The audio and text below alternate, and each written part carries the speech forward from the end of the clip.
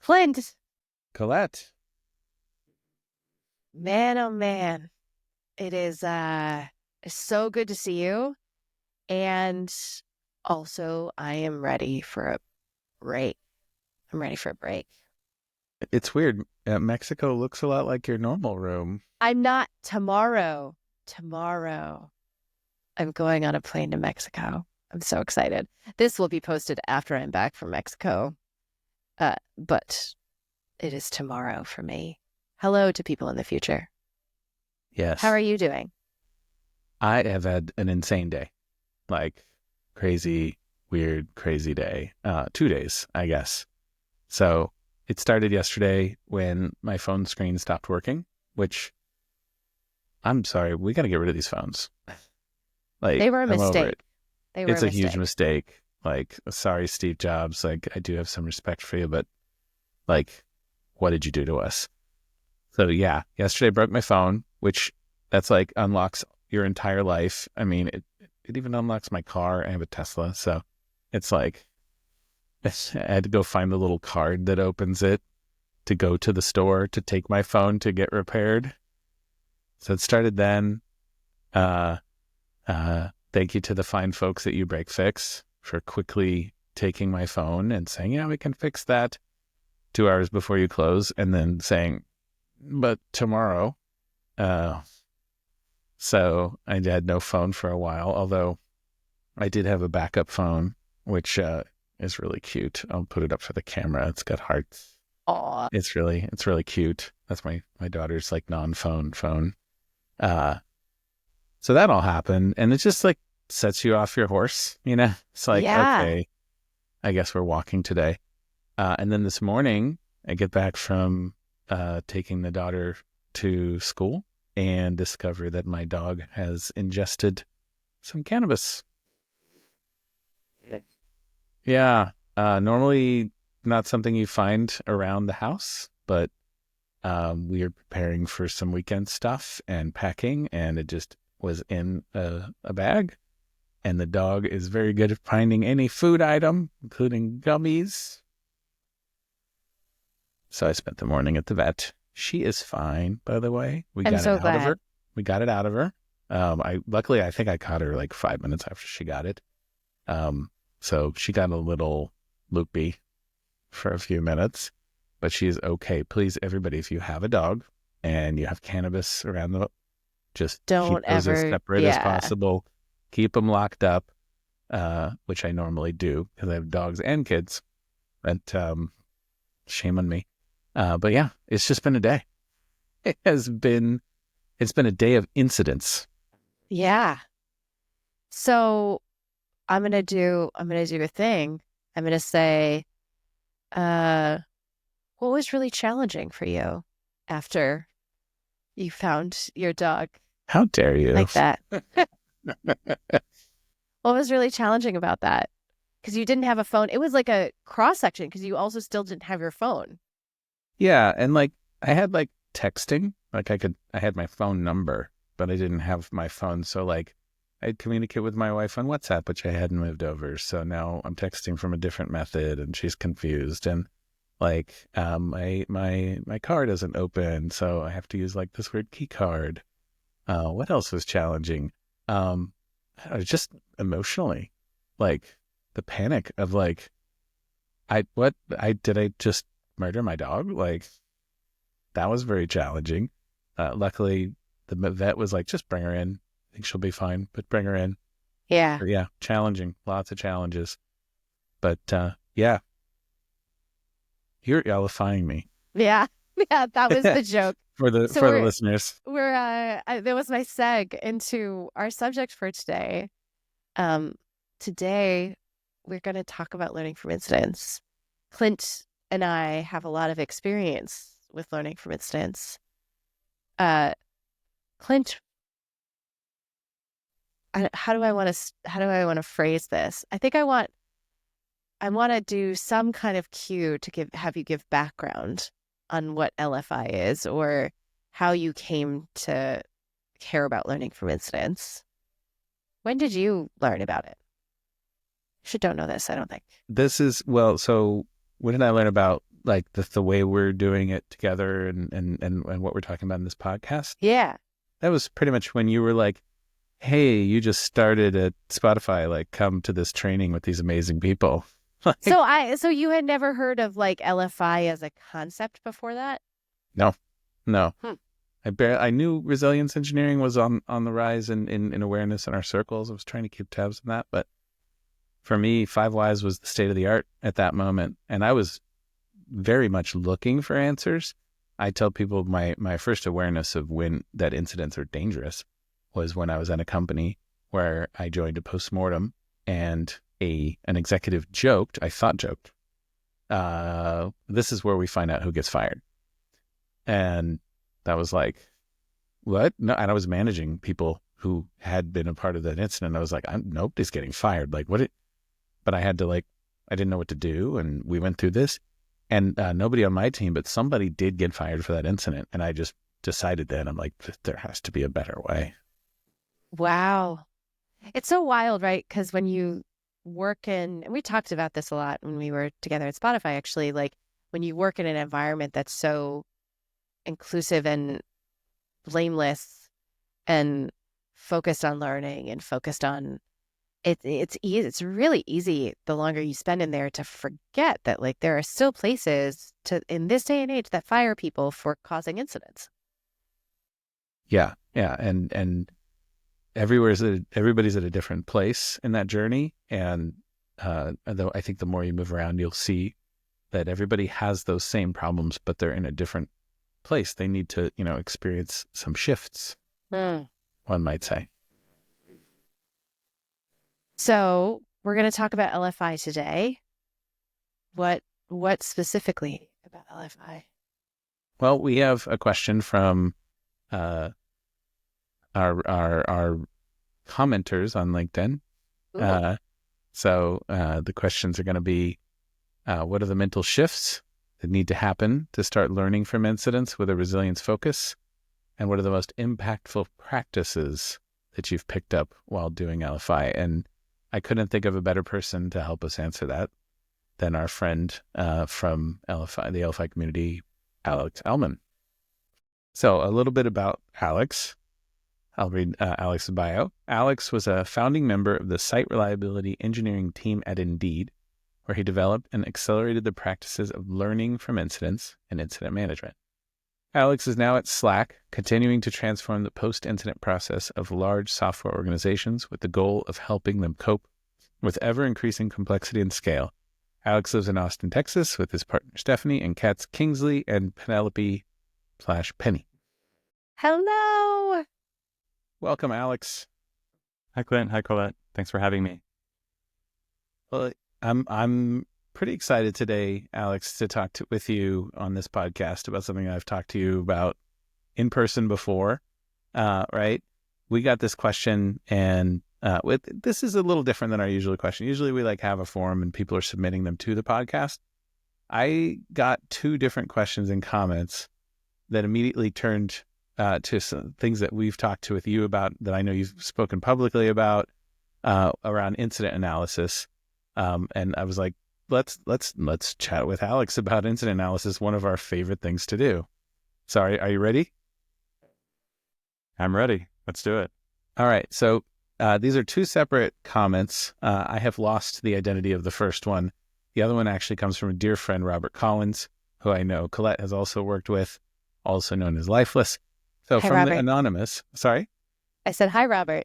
Yeah. Hi, Robert. Thank you so much. And this is a valid way to submit questions, by the way, comments on LinkedIn, YouTube. We'd rather have them in our form, which you can set at thisisfine.pod.com. But this one comes first.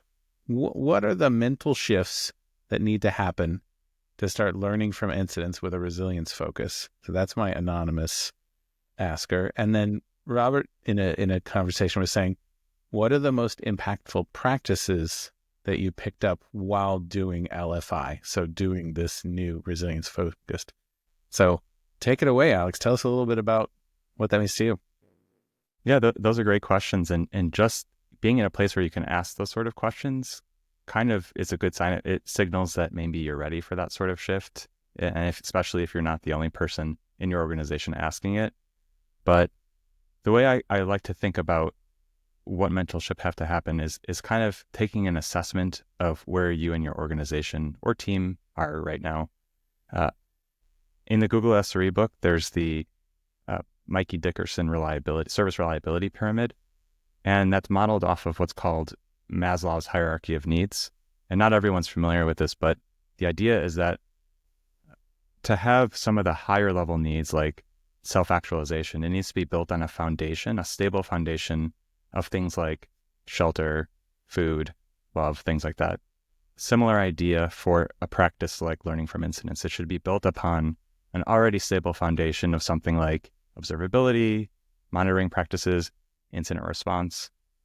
If your team or your organization are really struggling with these things, I actually wouldn't recommend really putting a lot of focus on learning from incidents until those other more foundational aspects of service reliability are kind of solid. They don't have to be perfect. They'll never be perfect, but it's a tough sell to try to get people to sit down and talk to you about an incident that happened a couple days ago when they're getting page storms every day. So the mental shift, I would say, in that sense is a stable foundation. It seems pretty rare in my career, but it resonates with me that wherever I've gone since I've started learning about this, you land and you can't immediately say, okay, we're going to have an LFI, an analyst group when, like you say, everything is on fire. It's more like as you go through whatever process they have now, you're gonna start asking maybe a little bit different questions and adjusting your expectations for that. I guess can I ask a question? Because I actually fundamentally question this pyramid. Oh, that does not surprise me, you a narco-socialist. And it's not because I absolutely see what you're saying, Alex, but in my experience, I've often been at companies where that is used as a pushback to adopting it at all. And what I hear from people is, well, that's for when we've got this other thing under control, or that's for when we're better at this. And I think that pyramid gets used to stop adopting things, even if it's just, hey, we're going to try one and see how it goes. And maybe it will be true that like it's too chaotic and we only do a few a year or something, right? Like maybe that's going to be the thing. But the value that I see in investing the time in learning from incidents does play out. It might not get the massive level of traction that you can get from like a fully adopted official program of any kind, right? It might be much more like guerrilla style for a little while, but I still have seen it derive value. And so I guess I'm curious, like, what do you think are signals to people that like you might be ready to learn from incidents? Like you might be ready to do it. Yeah, you bring up an important distinction. There's the distinction between a full-fledged program and a practice. And I don't think that you need to wait for the stable foundational layers to do a practice, especially if it's just something you're taking on or your team's taking on. When I started doing this work, that's very much how I approached it. It was just on my own. I was doing my own interviews. Nobody told me to do this. It was something that I recognized was a need. And I did that for a few years before I even entertained the idea of turning it into a program. So I agree that you shouldn't necessarily wait to make that shift if that shift is something that you want to do. Mm. But Clint said that doesn't sound like a lot of companies that have the stable bottom layer. So maybe as far as a formal program, a lot of companies aren't there yet. Mm. I feel like we should talk a little more, like, for those of you who are listening who haven't had a formal incident analysis program, you probably have seen some practices that do and don't work, right? Or that do get you closer to having what's needed to get that program going or take you further away from it. Like I remember very clearly at the beginning of my journey, there were established practices that were dogmatically held on to 5 whys. And people were like, this has been a revolution for us. You can't take it away. Like, we're not going to stop doing it. Don't take our 5 whys away from us. Please Yeah. don't ever take it away. Like, why do you want to get rid of 5 whys? And so, like, tell me a little bit more about your journey, Alex. Like, did you run into any pushback, like when you started to say, like, I'm going to interview people, I'm going to do some of these other techniques? Surprisingly little when it came to the goal of learning and getting better after incidents. It was something that people already intuitively, they know it's good, like eating your vegetables or exercising. The pushback came from little things. Like, there was initial pushback from some people about the idea that there's more than just a root cause. There's pushback that I encountered with steering people away from the 5 whys. So there was an instance where somebody went into the main template that Indeed used for incident review, and they plopped the 5 whys question in there. And that template was kind of known to be something that my team were kind of owners of. But instead of getting angry and like immediately rejecting the suggestion or change, I went to this manager and I just asked, well, what is it about the 5 whys that's so useful that you find that it belongs in the template that all the teams use? And what he said was actually a good point. I find that just asking these 5 questions creates such rich inquiry versus nothing, like not asking anything. So that told me that there was such a poverty of any sort of reflection going on at all, that just asking 5 why questions was miles better. Yeah. Yeah. And that actually gave me a lot of information. And I would not have gotten that perspective if I had just shut that manager down. Yeah. I get, like, maybe it's also useful for our listeners who haven't, like, the 3 of us are very lucky. We are a rare few.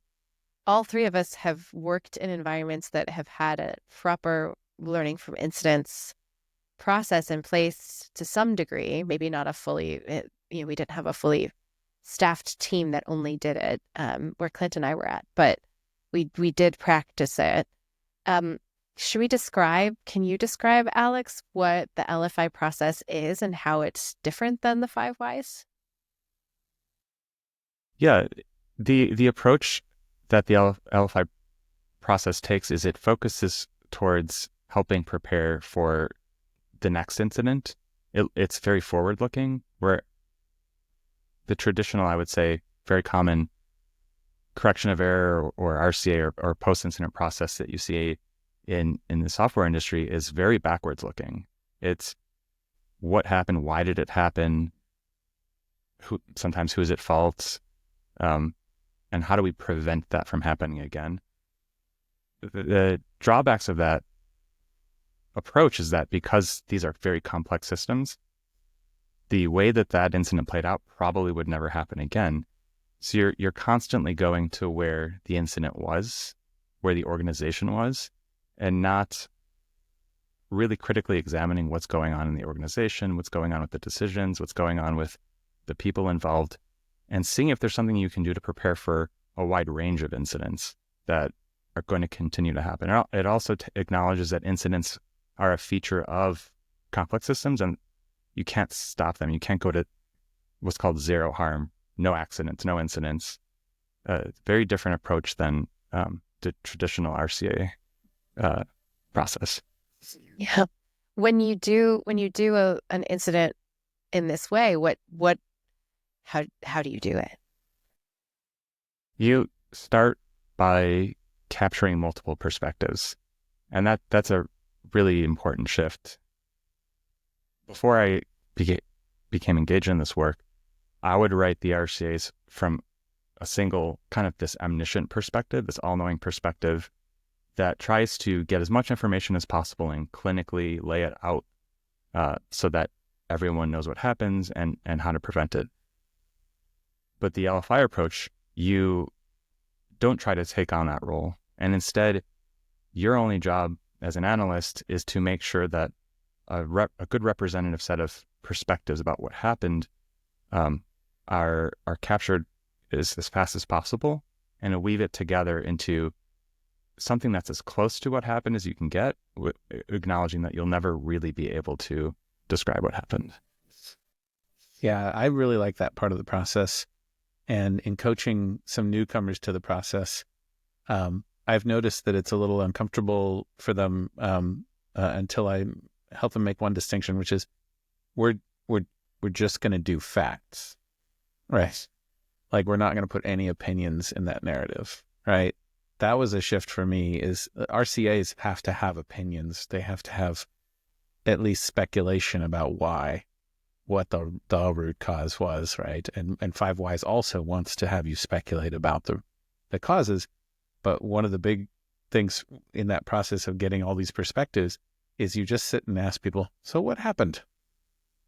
And you get 3, 4, 5 different what happens. And just, you don't then speculate about what actually did, result. You just say, well, these people saw this and these people saw that and these people saw that. That alone I've found very powerful. I don't know if that's been your experience too, where people see themselves seen and they start to actually have informed opinions after they read that. Yeah, and there's a wide range of the sort of reactions you get when you try to seek out that information. When people are asked about an incident that has just happened, especially if it's one where they might feel blamed, they're going to do a lot of mental calculation about what's going on. Who is this person asking me about this? Am I in trouble? Am I going to be sanctioned? So just how you approach that is super important. So if you put a meeting on someone's calendar that says, and it's like unprompted, discussion about incident 1, 2, 3, 4 versus chat with Alex and Colette or Alex and Clint, you're going to approach that mentally completely different ways. And if it's just very casual, like two coworkers just chatting about the incident versus I'm going to interview you about your role in this incident, is the difference between getting an explanation versus really rich description about what happened. Yeah, another component of doing that that you're alluding to is there's this confidentiality that was a new, it's not even a practice, that was a new value that I had never really applied to conversations at work. I'm out there. Like if you've ever been around me, I'm open book, right? And I think everything should be open book. And sometimes that's toxic.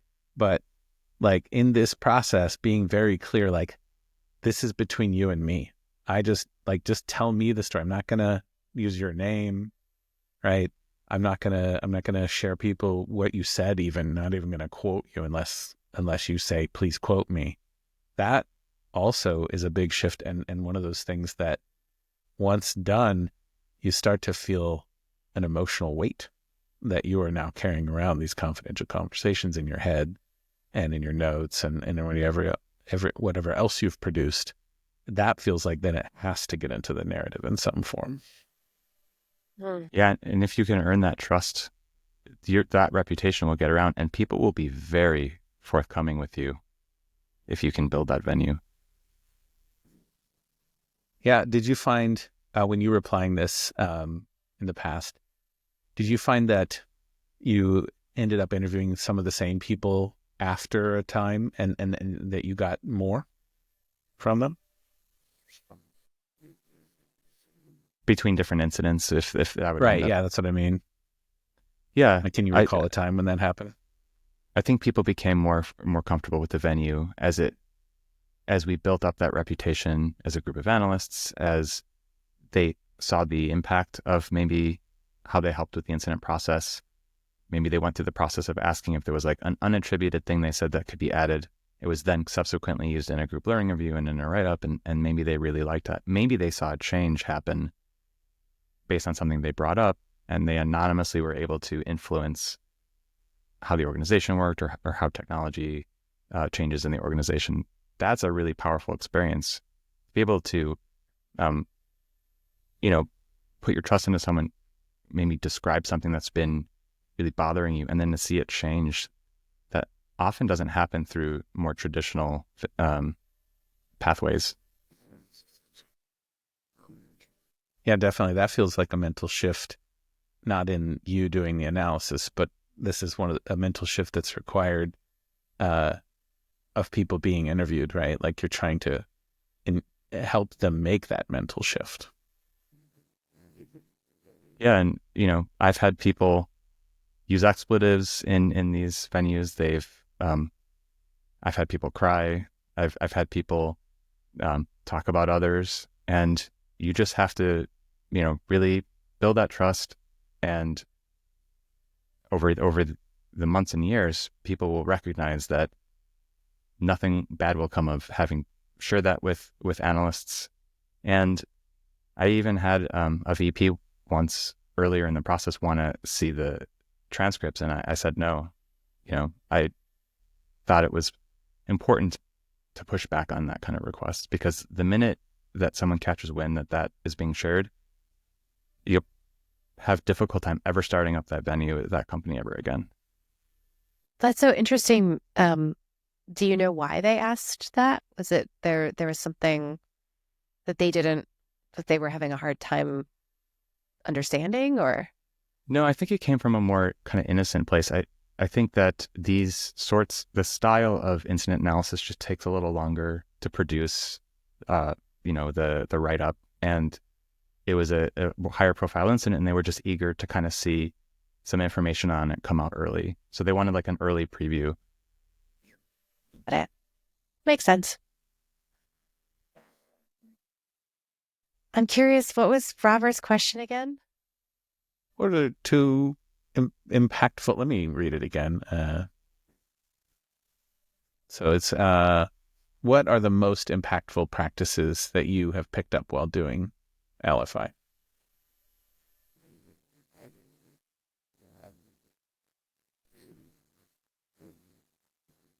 Yeah, I'll reinforce the idea of capturing multiple perspectives, because that eliminates speculation about what happened, and it gives you a broader picture about what happened in the incident.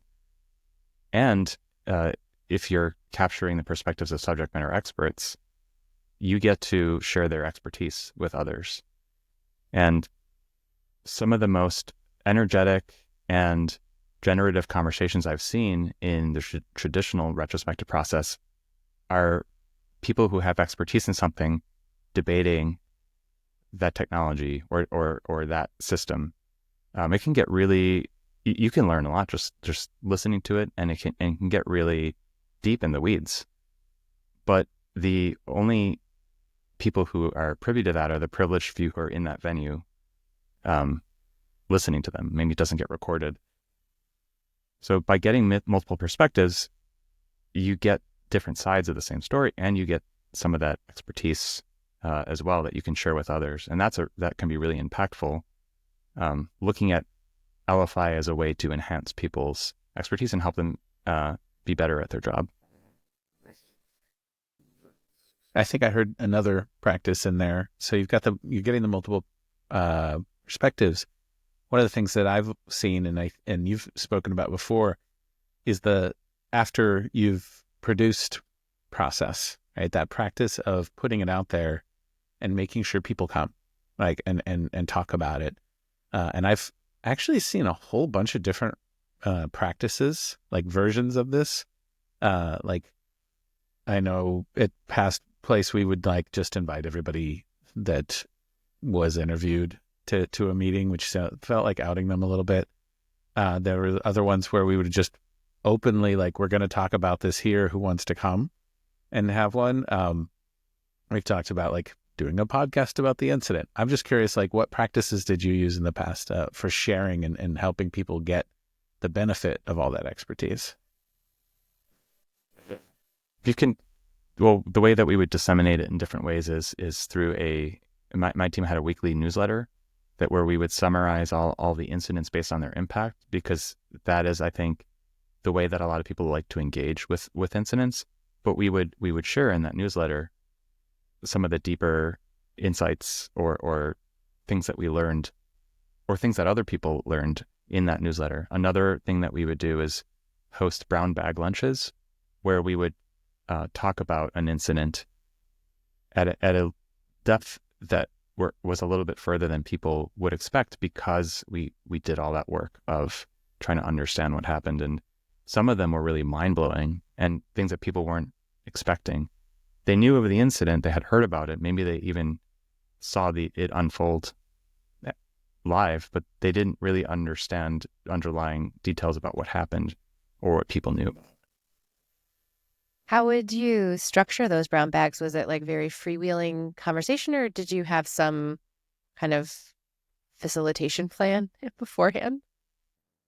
No, the brown bag was very much just like, when you're having lunch, just come listen to this incident. We're just So somebody would like read it, or like no, they would just present. Okay, so there was like kind a of go through a presentation narrative about it. description. Got it. Cool. I'm curious, did you ever have anybody reject the findings, right? Or just get angry? Like,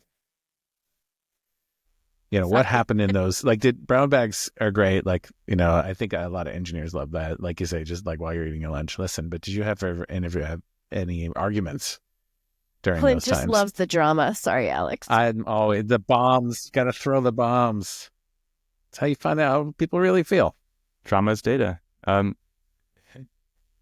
that's not in the right there. Not in the brown bags, but every time we finished an analysis, we would hold a learning session, or just generative discussion, where we would start out just with a small narrative description and then yield the time to everyone else to ask questions, to challenge the findings.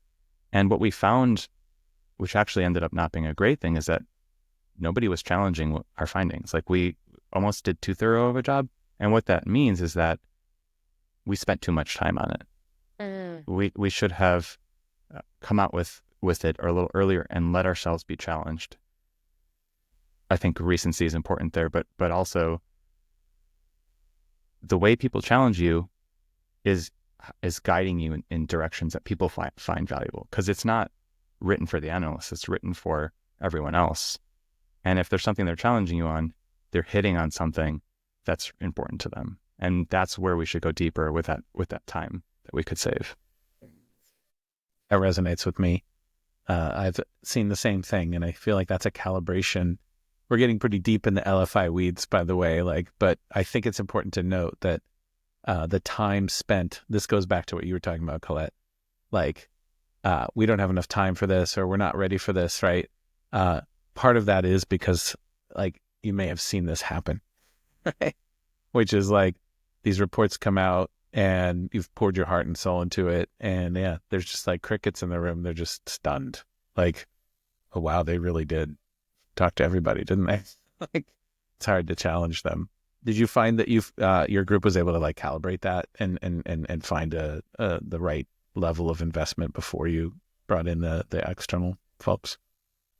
Yeah, we added a step. We added a calibration session, very much like what you were talking about, Clint, with you, and you invite all the interviewees, but just a very closed venue, and do that very early when you just have stuff on paper, a sketch, and then that's an opportunity for them to guide you, correct anything early. That's where you, as analysts, it's safe to get technical details wrong, things that might seem really super obvious to them, like, how could you not know this? It gives us a little bit of safety there. And then that yields a lot better product when you get to the stage where you're ready to share it with the broadest group possible. We ended up having to time-bound ours to 2 weeks. A pair of people, at least 2 to 3 people, hopefully, 2 weeks. And we would, for the most part, just have to say, like, you got 2 weeks and you do what you can in 2 weeks and then you're done. How did you look at sort of time spent on it as far as figuring that out? So I mentioned that I started doing this work on my own before it became a formal thing. And before we were trained we brought in ACL, Adaptive Capacity Labs. And before we got that sort of training, my first written analysis that I ever did, it took a month and a half. And I did it with one other engineer, and it grew to about 50 pages. Very nice. Holy moly, that's really long. no one's going to read that. Yeah. So that's the extreme The truth, end. the whole truth, and more truth. It was almost academic in the way it was written, but I think 2 weeks is a great time-bound stopping point. If it's a really, really complex one, if there's like 4 or 5 analysts, if it covers a lot of different teams, maybe 3 weeks. 4 weeks would be the absolute limit, but I think 2 weeks is the sweet spot. That's interesting because I think we just chose that because it was a sprint and we were getting loaner people. Like we didn't have a team, right? So we were getting loaner people from different parts of the org that had been trained, but also by ACL. And so they would just come together. They would pre-assign their times. So they wouldn't even know what incident they were going to work on. And then they would just kind of like scan incidents beforehand and pick one that had just happened when their sprint started. And they just picked that and ran with it for 2 weeks. So. Yeah, and at the 3 and 4 week mark, I think the organization's kind of moving on by then. Yeah, maybe it's true. They're not as interested in hearing about it. Unless it was a biggie. We did have a biggie that I think, took longer on. We weren't working full time on it, which is why. And that one was like I posted it in like the random channel and like 8,000 people or something. Not 8,000, but like a good solid 2,000 people saw that report, I think. I had it the sent trade-off. back to me at one point. Like, have you seen this? Like, I see in the header there's a few names. One of them's mine. Yes, I've seen it. It's very important. So I think that's the trade-off. The wider spread an incident, the more attention it gets, the more readership you'll get. But the downside is that some of that attention can be counterproductive to doing the analysis. Yeah, that's another. Actually, I'm curious how you handle this because I've seen that too. I think there's like a fine balance where you raise your hand and say, "We're doing an analysis of that incident." Expectations can be very high for when you've raised your hand. So I'm curious, were you sort of like with your group? Were you clear like this one? We picked this one. We're going to do this one. And did you ever find that like I guess you did. You mentioned that somebody wanted a preview of it. Like, did you ever find that you needed to like be a little more stealthy about it? It was hard to be stealthy after a certain point in time because it became kind of an expectation. Oh, so the LFI team is on this one, right? When are they going to come out with their analysis? So there would be that pressure. But after we finished our training with ACL, it's sort of like, how you have this like new skill and you want to just go at max speed, maybe go a little bit over your handlebars. There was a huge incident that happened shortly after that. And we were seeing signals that there needed to be a different treatment of it. And we wanted to take it on. And John and Richard cautioned us before that happened, like, start with something small. Like, I know it's a new skill, a new set of skills, but start with something small. And we're like, hey, we got this incident we want to analyze. It's a big one. But after we described why we wanted to analyze it and how we were going to approach it, they kind of conferred with each other and came back and said, for this one, we think you're ready. Yeah, I like that. The calibration really becomes important. I want to loop us back to mental shifts because we talked, I think, broadly about some of them, but you mentioned something that's important to me, and it plays into all these practices we're talking about, which is forward versus backward looking. There's a couple words I don't think we've said here. I'm surprised, which is postmortem. Is that one word? Postmortem. I've always hated that term. Like, it's so dark, right? I mean, maybe people might have in some incidents, but it's really dark, and it's really focusing on like the impact of it versus learning from it, right? And that's a shift that I've benefited from is letting go of those impacts and focusing on what happened. I'm just curious if you've had a similar shift. Like this has bled out way into my normal life, even not even tech life, right? Like, oh, sure, bad things happened. It's important. We don't want them to happen again. But like, really, what happened? So are you asking about maybe focusing on outcomes versus just focusing on other things? Well, I'm asking if you saw that mental shift go beyond your team, I guess is what I meant to say. Like you started being able to tell people stories that were, that was what happened, but it was focused on like where we're at now. And I'm curious if you had people kind of feed that back, that mental shift back to you, if you saw it change people outside your group. Yeah, that's a good question. I did see it happen in the incident, because we would still attend incident reviews that our team wasn't involved in just to see how those were going. There's a big wide variance in how those are run because different facilitators would do those. And I would say I did see people exemplify those sort of perspectives more in those incident reviews. We went to a sampling of them. I didn't go to all of them, but I did start seeing a shift in that sense. What was different? Like, what were the behaviors that changed? People put a little bit less emphasis on some of the traditional quantitative measures that they would look at. So a big one was the time it took for certain stages to happen. So, why did it take an hour and a half to detect or to diagnose this incident after detection? And that's not a productive question. And that would get people on the defensive. And people would kind of try to explain what was happening instead of maybe looking at it more holistically and saying, well, what was challenging about the incident response, or what was challenging about this part? Then I think people can kind of relax, and then their memories are richer. So I think getting away from talking about those sorts of quantitative metrics is a shift that I saw people take. It was more, let's just spend a little time talking about what happened, and then let's have a more generative discussion.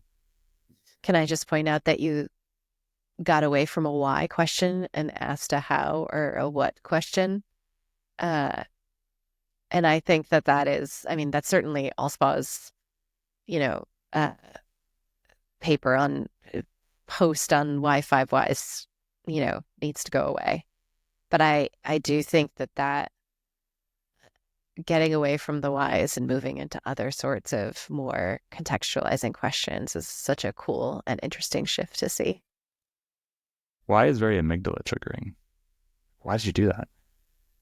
Yeah, I mean, I have a 4-year-old who that's all she asks right now. So I can definitely confirm that it's very amygdala triggering. It's the development stage. Yeah, I feel like that mental shift, that's what I'm trying to get at too. That there's this comfort in having an answer to why, even if you don't really have facts to back it up. I always say that an answer to a why question always has a causal arrow pointing somewhere, right?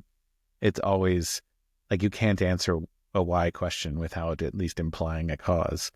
And like the mental shift that I had to make is realizing that most causal arrows are actually correlative arrows, that we're just dressing up like causal and saying, yeah, that's the cause, that's the root cause, that's why this happened.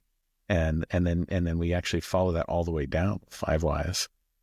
And so it feels good. Yeah, amygdala is sated. But then we don't actually learn much. One of the things we did at a previous job too was we actually that template change. I think templates can be very political in the incident analysis world. We changed the default template from 5 whys to 6 hows, and we just did it. I love that. To get the conversation going, to get people. And we actually would kind of ban the question why. So we would just say you can ask any question you want except why. Let's see how those go. And conversations, it still wasn't a full LFI process, but it definitely had this shift. Did you have any other guerrilla techniques that you employed during your solo time? Yeah, I would try to identify what's going to bring people into the meeting, what's going to bring people to read the material. And early success was providing recommendations. In hindsight, as an analyst, you're not the best, I think, candidate to offer recommendations, but it did cause a lot of people to engage with the material.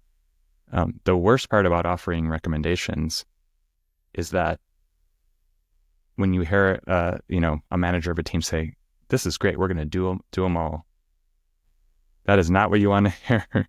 So, Alex said, "We got to do this. We're doing them all." Early success in engagement, but I didn't repeat that. Well, you were going to say something, Colette. Go ahead. I was going to ask if you ever had kind of an engagement with any leadership.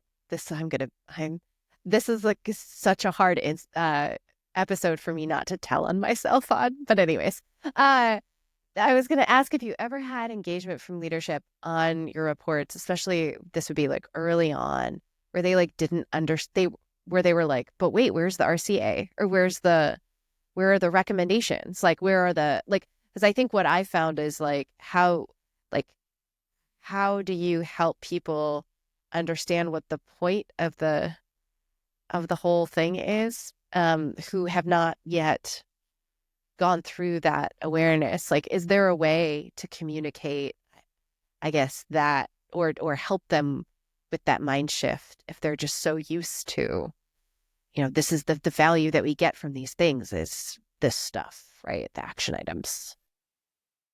Yeah.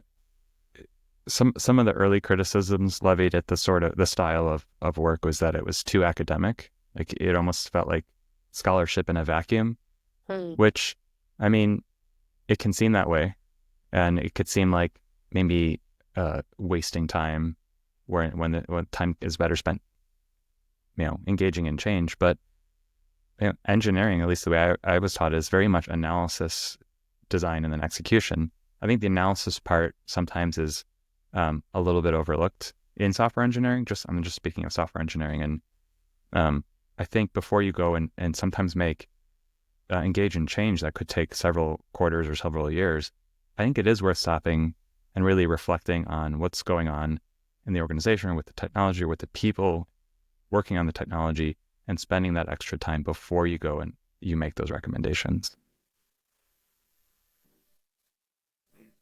Well, taking it back to our original questions, I think we talked plenty about mental shifts. I hope you're out there, commenter, and you have an idea of mental shifts.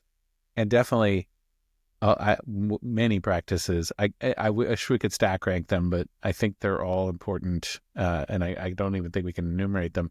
Did we miss anything, Alex? Something important for those two question askers to hear before we go? Just another small practice. It's a small thing, and it's something you can do immediately, and it's a frame shift. If you listen to a lot of the language around post-incident and discussions, it's very coded in the past. So, you shouldn't be running those commands on the database primary. You shouldn't have done that. Rather than just frame changing it, because you can't change the past. Next time, we should take a different approach than making the change on the primary database. And it's a very small thing, but I think it can have a lot of positive effects in psychological safety, and it could generate a better discussion. I like it. Well, I think we'll close on that. Alex, thanks so much. I hope you continue to have success in analyzing incidents. That's all for us. Thanks, Colette. Thanks so much, Alex. It was so great to chat with you. Yeah, this was fun. I love being here.